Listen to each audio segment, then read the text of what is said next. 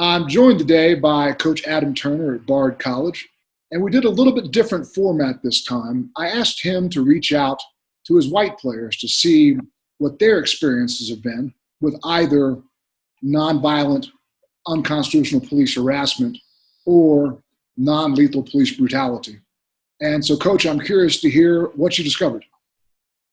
Yeah, so it was really interesting as I kind of, asked the question to the group. No's just started pouring in, like 3 no's, Coach. Yes, you asked 3 questions and, almost every guy, 3 no's, Coach, 3 no's. Nope, don't know what that's like. Man, one guy even said, like, gosh, even you asking me those questions, Coach, got me thinking, like, no, that's never happened to me. And I've never even thought about it happening to me. So it's pretty interesting, just the level of, like, unawareness that was even, an issue, like some of them. Obviously it's been brought to light in the past month especially, but I think for a few of them it was kind of like, wow, never really thought deeply about, has that ever happened to me? And then, a couple guys, there were 3 guys who felt like they'd been pulled over at some reason, mainly because they, were college age students and felt like, maybe local cops, they kind of, saw them as a college age student and pulled them over just to see what they were up to. But not for race. They didn't feel like it was because they were getting pulled over because of their race, but like it was because they were college students. So yeah, that's kind of, it was,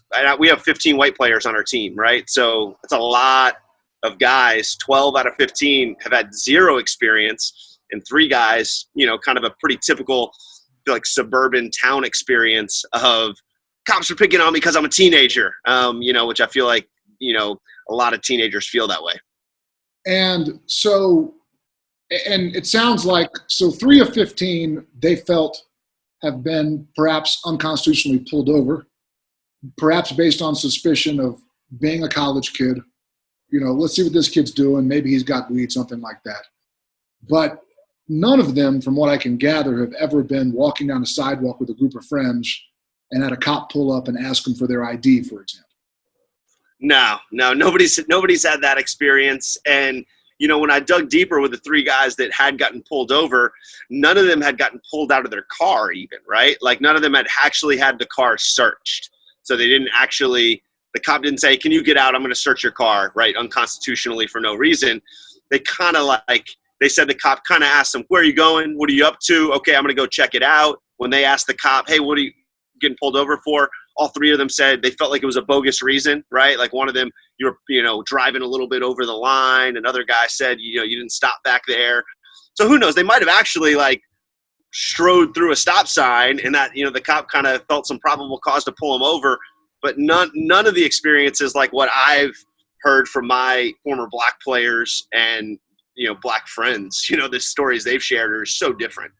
So it's like they perhaps were pulled over unconstitutionally, but they were not treated with sort of overt hostility, if you will.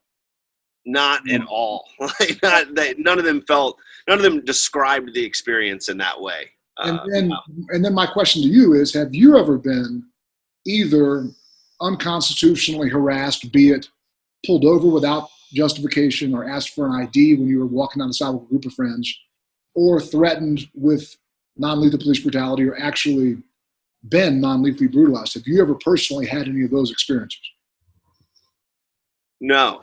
It's like, and this comes from a total place of white privilege, right? Like, the closest I can even think of is I was in college and, like, 5 of us went over to New Paltz, which is kind of a college party town, right? We had some friends who went to the University of New Paltz, and it was a bunch of guys walking down a street, and a bunch of, a couple guys were underage. I wasn't underage.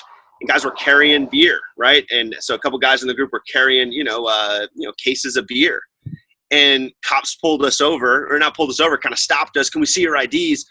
And, like, us righteously were like, you can't do this. Like, and so it's so funny when I think back on experiences like that. I'm like, gosh, like, the cops had every right to go, what are you guys, this looks like a bunch of 18-year-olds with beer in their hands. What are you guys doing? And us as 18-year-old all white guys are like, this is completely unfair.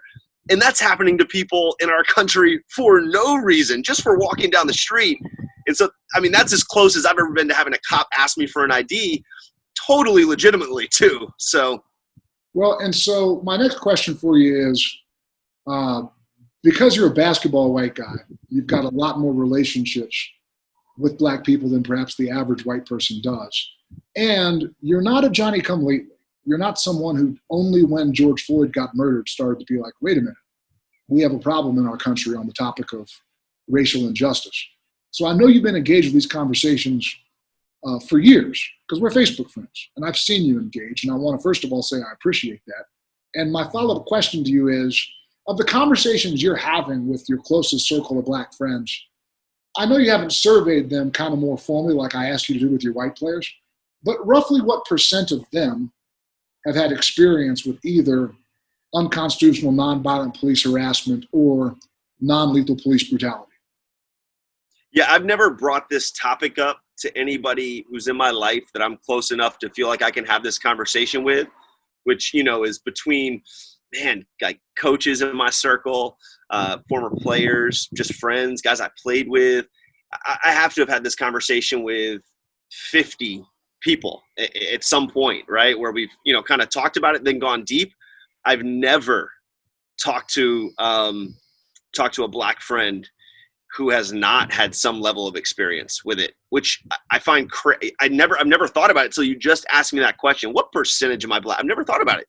And when you just asked me that, I was like, I've never had a black friend say, I know it's out there, but I've never dealt with it. Every one of them. We were at a PGC, Point Guard College, who I worked for in the summer. We were at a retreat this past August, and this exact topic came up. And what I love about that PGC environment is we're just so open. We talk about social issues, social justice issues, and everybody knows where everyone's heart's at. And so we can have these conversations without, it's uncomfortable, like they always are, but like without a level of judgment. And so we're having this conversation. We probably have 6 or 7 directors, black directors. And, one by one, they were all telling stories about this. And it was like, yeah, absolutely. Oh, that happens to me regularly. Oh, that happened to me in high school. Oh, that happened to me. Oh yeah, I got, a cop walking down the street, and, when I walk down the street, I can see, white people cross the road to the other side, right? One of our guys, he's 6'8", played he played at University of Indiana State, right, where Larry Bird played overseas for 12 years. Great guy. And he's like, he has kids, and he's telling this, great story. And he's like, what's funny is when I go out and walk around our community, and he lives in a, mixed community, but a lot of white people. He said, I can see that people are intimidated by me. 6'8", 6'9", black guy. And if I walk alone, people are intimidated by me. And he said, I will purposefully take my kids with me because people now view me as a family man. And the looks I get are totally different if I walk with my kids, when people see me as, oh, it's a, tall black guy, but he's a family man. He must be okay. Whereas if I'm alone, he just interprets it as suspicion. People cross the road. People are, kind of hold on to their bags and like stuff like that. For me, I was like, wow, like I'm 6'5". I'm a pretty big guy. I've never had that. I've never experienced that. I've never even thought about that happening. And these are the realities that they live in. So, it's kind of long-winded, but to answer your question, 100%. I don't know if I've talked to a black person who hasn't had some sort of experience like that. Well, in the surveys I've been doing with not only black friends, but with college coaches that have a majority black roster, like my friend Ryan Ritter's head coach at HBCU. And the lowest percent we've had so far is 65%. So these are college kids. Now, normally It's higher. Normally it's more in the 80s or even the 90s.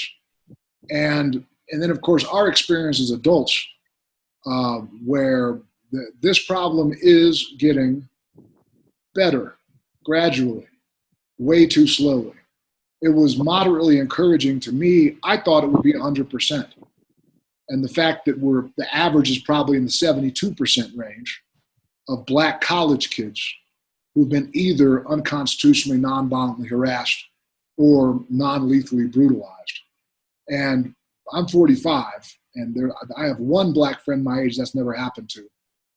And I was like, wow, really? You're the first person because I mentioned to him, I said, I don't know any black people my age who've never been either harassed or brutalized. And he said, yeah, one. And I said, really? Like, I'll be damned, and I was just soaking it in and listening. And he said, but I'll tell you what, I'm the only one I know too. I'm the only one you know, and I'm the only one I know. It just, he referred to himself as a unicorn. And so with all of the stories that you've listened to and the stories you've shared and the research you've done, would you call the issue of the collective issue, because it's important to understand the cultural connection. And the analogy I use is that if you let 13-year-old boys grab girls' butts in 7th grade, then they're going to be a lot more likely to commit rape in college. And so there's a cultural connection here. And if police officers are allowed to unconstitutionally harass Black people with impunity, that creates a foundational culture that allows the far uglier instances to occur, including both brutality and murder. And so I'm really trying to get white people to see the cultural connection between these things, because they often will look at only the murders and say, oh, that's isolated. This feels like an overreaction. But if you connect the culture to the foundational things that lead to the really horrendous things we see via cell phone video cameras, then you kind of look at the totality of it, and you may have a different perspective as far as the issue of whether or not it's isolated. And so my long-winded question to you is, do you think these related problems collectively that Black people experience are isolated or more pervasive?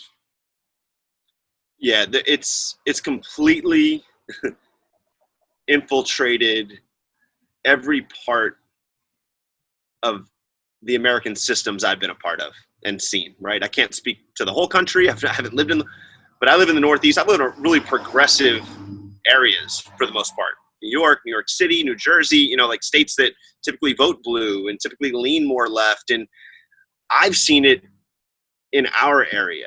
And I can't speak to what living in Texas is like or what living in Alabama is like, but I can't imagine that it doesn't exist at the same level or more so than what I've firsthand experienced. So yes, the answer is yes. And I think you hit on a couple really interesting things there. And I kind of made me think of this, right?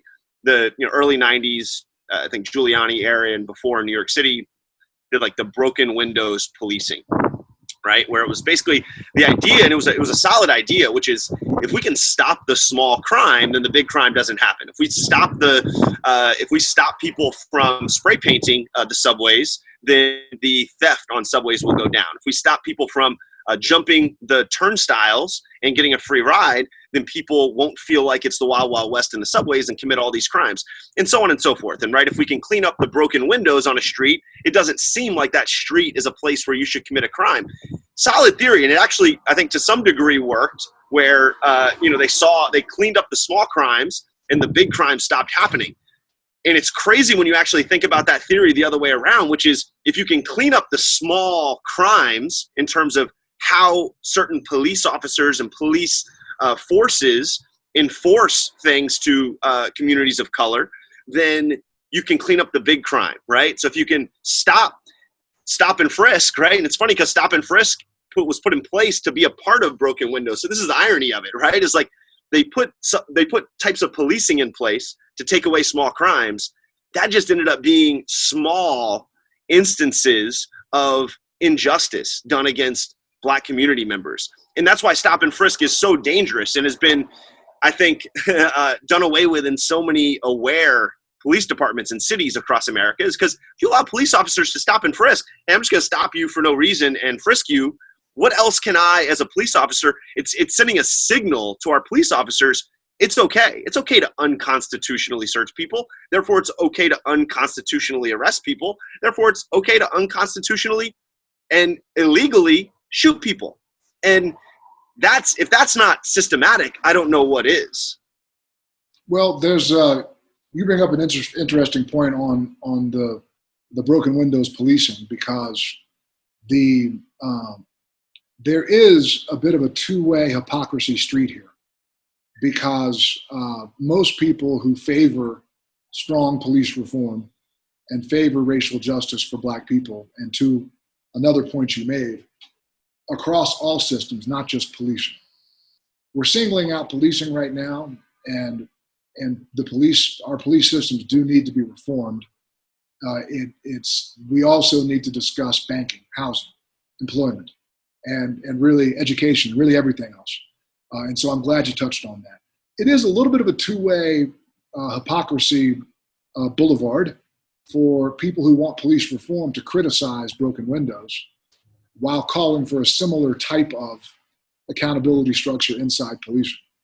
And what I will only say in defense of myself and many others is that if a person gets arrested for a petty crime, that sets them on a path many times to losing their life in terms of long incarceration based on 3 strikes and you're out and things along those lines, versus firing a bad cop for unconstitutionally harassing black people.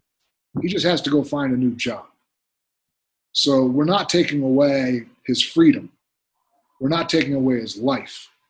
We're just telling him that you don't have any business being a police officer anymore because you swore to uphold and protect the Constitution, and you're doing the exact opposite by racially profiling people. But you do bring up a fascinating point that is that's under-discussed.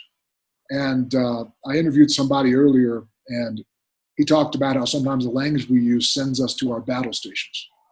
And 100%. so we really see that with in these type of issues that there's too much yelling at each other and not enough talking to each other. And we very much have our, and my great hope is that that the good cops step up. Because if I know quite a few police officers, I think of most of them as good people. I have 5 family members that are police officers, and I think all of them are great people, and I think all of them see wrong when it's done in the police department. And so what needs to happen, I think, first and foremost, is based on the cops I personally know, a majority of them are not overtly racist, bully type of people. However, if they don't step up and confront the overtly racist bully cops in a meaningful and unified way, we talk a lot about we need to bring the nation together. I think we need to bring the good cops together. Because the reality is, if 85% of the cops are good cops or higher, well, if they stand together, they can pick a new union boss, right? But if they remain silent and afraid, then it's impossible to enact meaningful reforms because of the political power of the union. So what I would just tell you is, and it's complicated too, because I interviewed a black police officer from Dallas named Lamar Glass, and he is what the police union thinks of as a troublemaker. He's always hooping with the kids in his uniform. He's always pushing the union to start charitable wings to help impoverished communities. And in 2020 to this day, in the city of Dallas, he has issues with calling for backup and the backup doesn't come. Wow. Because they look at him as he's not on the team. And it's like, well, what team is that? Are you on the team of righteousness and justice and protecting and serving and upholding the Constitution? Or are you on the team of protecting bad cops? And I certainly feel like it's time for police officers collectively to make up their fucking mind. What side are you on? And so that would be my thing. And I've challenged my friends, and I encourage you to do the same with your friends and family members. Because if what people are saying is true, that the vast majority of cops are not like that piece of shit in Minnesota, whose name I prefer not to say. Well, there's strength in numbers. They can literally change the union bylaws and vote the union boss out immediately if they come together as good cops. So that's about all I got on my end. And I'll tell you this story because I think it just serves this conversation. When I was 19 years old, my sophomore year in college, we had a guy come transfer into Bard from a community college to play with us, really good player. one of my best friends still to today, named Joe Waldense. He's a professor at University of Minnesota now. And he came in and we were driving to the local town, Tivoli. And he actually jumped in and was driving my buddy's car. Because our it was college and my buddy had been drinking and partying. And he's like, okay. And Joe's like, I'll drive. Joe, didn't really party like that. And so he drives us over to kind of the local town. And, it's not that late. It's probably 10 o'clock, 11 o'clock. And as we're driving into town, Joe's 6'9", black guy. And Joe saw the cop, the local town cop there, doing speed patrol. And as soon as he saw the cop, he goes, oh shit. And I'm sitting shotgun. I'm like, what's wrong?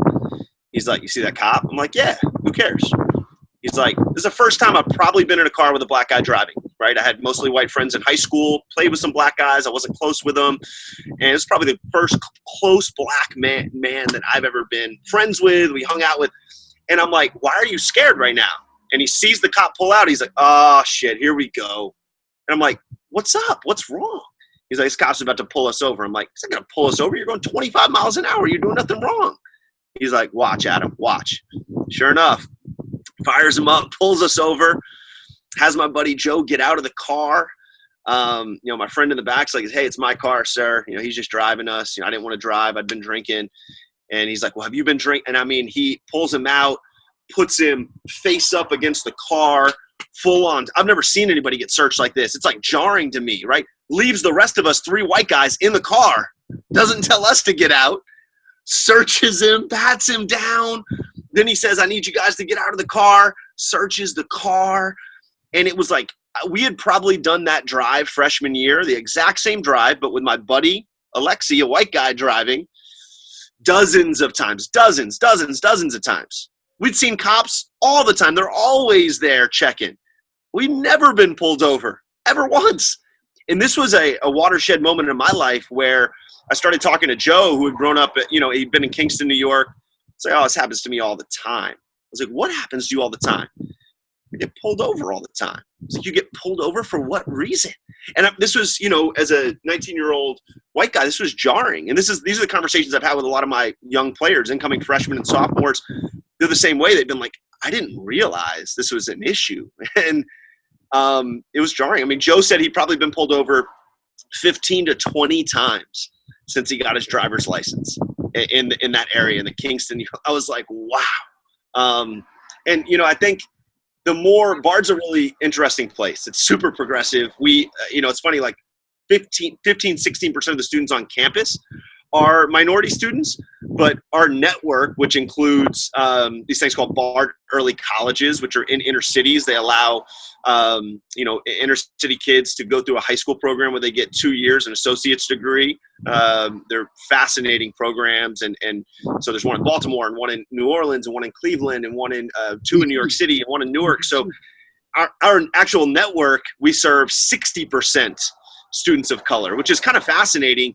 And I think Bard has been fighting this exact same fight as an institution for a long time. And so I've had kind of a unique experience of being a part of a community that cares.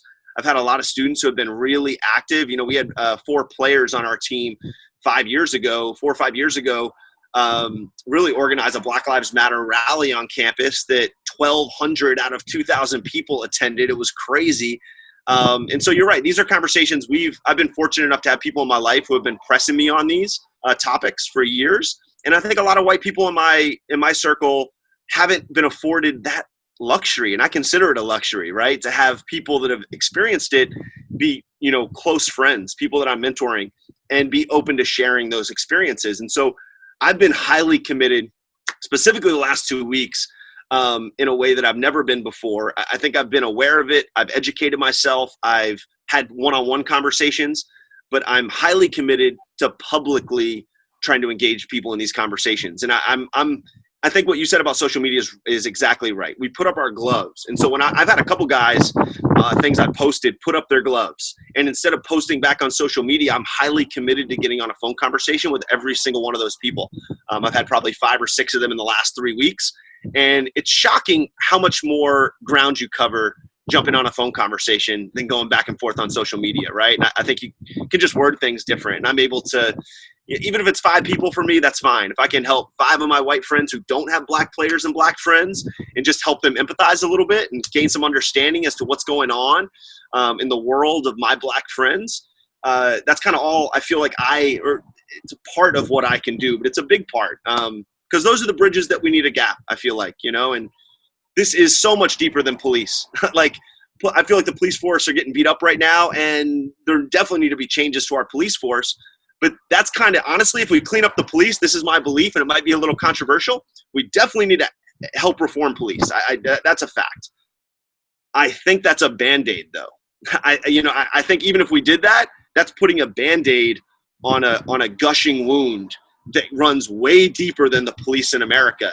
And I think that we can't lose that. Even if we do defund police and figure out how to change police forcing in America, I don't want the conversation to stop there because the problems won't stop there.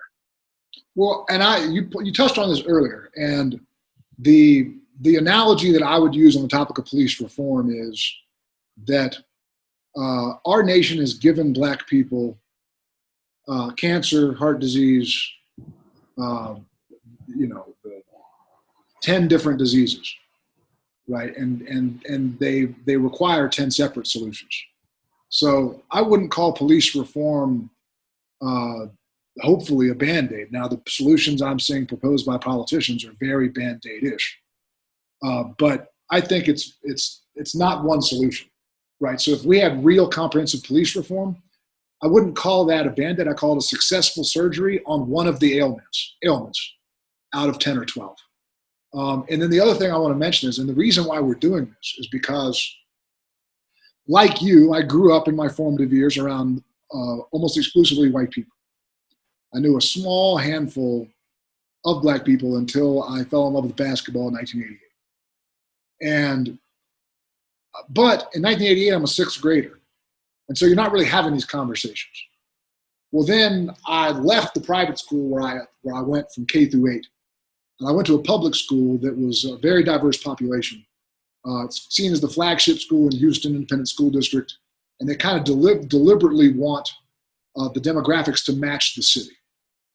And, I started hearing these stories, and like at first, there's just this reflexive disbelief because it's so outside of our experiences.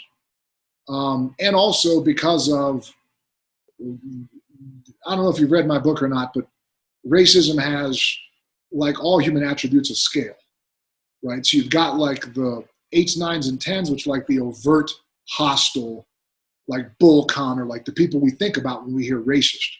Then we've got the moderates, which are like 4, 5, 6s, and 7s. And then you've got the allies, like us. But I still think we're on the scale. I don't think we're zeros. I think that we suffer from some level of racial bias. And if the bias is racial, it's racist, is my view. And so I would hear stories, and the first 15 stories, I was like, oh, come on, you were speeding a little bit, right? Like you were doing like maybe 38 and a 35, and they were like, no. And I'm like, that doesn't sound right to me. Because that's not the, I don't know. And then by about the 15th, 20th conversation, I was like, mother of God. It's the 1990s, 30 years after Dr. King led the March on Washington, and we haven't changed shit. We're just more subtle about it. We're more discreet about it. And it was really like you, it took, and in your case, perhaps because you were more inclined toward racial open-mindedness and tolerance than I was, maybe growing up in your community versus Texas, or maybe because I'm quite a bit older than you, or maybe it was because you were there and you saw it. And so it's really hard when you see it with your own eyes. And I always say this is Steve Jobs' real lasting legacy, is we see it with our own eyes. It's not a he said, she said anymore. Now it's oh my God, I saw it. And so it could be because you saw it rather than just heard about it. But it took me a while, maybe 18 months, before I was like, you keep hearing very similar stories, and it's like, oh my God, this is and we see it in I love to use the analogy of If you look at John Carlos and Tommy Smith raising the black gloved fist in 1968, and you compare white America's reaction to that, broadly speaking, with white America's reaction to Colin Kaepernick taking a knee. Both peaceful protests, both righteous protests about a very real problem. And in both cases, it was you're hijacking a platform that's not for, maybe there's a problem, but that's not the right way to do it. And it's like the 68 to 2014 is almost a half a century. And I just find myself thinking, oh my, how much we haven't changed, And so my great hope is that somebody with a much bigger platform than I have will pick up on this project and run with it. I don't care if it's got my name attached to it, but I really do feel that if we can convince white moderates of two things: one, that unconstitutional nonviolent police harassment is culturally inexorably tied to the police violence and the police murder. And that's one. And that two, these things collectively are not isolated. That if we can hammer that message home to white moderates, then they might jump off the fence onto the right side, as white moderates have done in the past, once convinced, right, by whether it was Dr. King or Thurgood Marshall. There was a groundswell of white moderates saying, this isn't right. And once the white moderates involve themselves in a groundswell, the white politicians move because their goal is to get reelected. And I need to believe in my heart and soul that if the white moderates in the middle, I think it's about 80%. I think 10% of us are trying to be allies, or the new term anti-racist, which is, to me, is the same thing. Although maybe it's a better term because it sort of clarifies what that means. It's not enough to not be a racist, you need to be against racism. And then 10% are the KKK adjacent type of filth, as far as I'm concerned. And then 80% are in those 4, 5, 6, 7 kind of middle range. And I need to believe that if those people can be shown that this shit is not isolated, then they will be moved to join the right side. At least that's my hope. So, Coach, I really appreciate your time. And as I mentioned before, you're not a Johnny-come-lately, and I do appreciate the self-admonition for saying I'm not doing enough, and I'm not doing enough either. Nobody's doing enough. And I appreciate you for being a long-standing ally and for recognizing that you can be a better ally, and you must be a better ally. And that's the same boat that I'm in. So I appreciate your time. I appreciate your spirit, and look forward to the next time we can catch up. Yeah, I just want to say thank you. And I've been, following along with everything you're doing. And I think this is something you've been, pressing the conversation on in an uncomfortable way for years. And I just, it's been, I think, enlightening and also inspiring for me to see you do it. Because you do it with a lot of people that it's not a comfortable conversation in the least. But I think you do it with grace. And I think you do it in a pressing way. And so keep doing the work you're doing, man. And hopefully a lot of small changes can lead to a big change. That's kind of the hope. So. Well, back at you, brother. We'll talk soon. Sounds good. See you.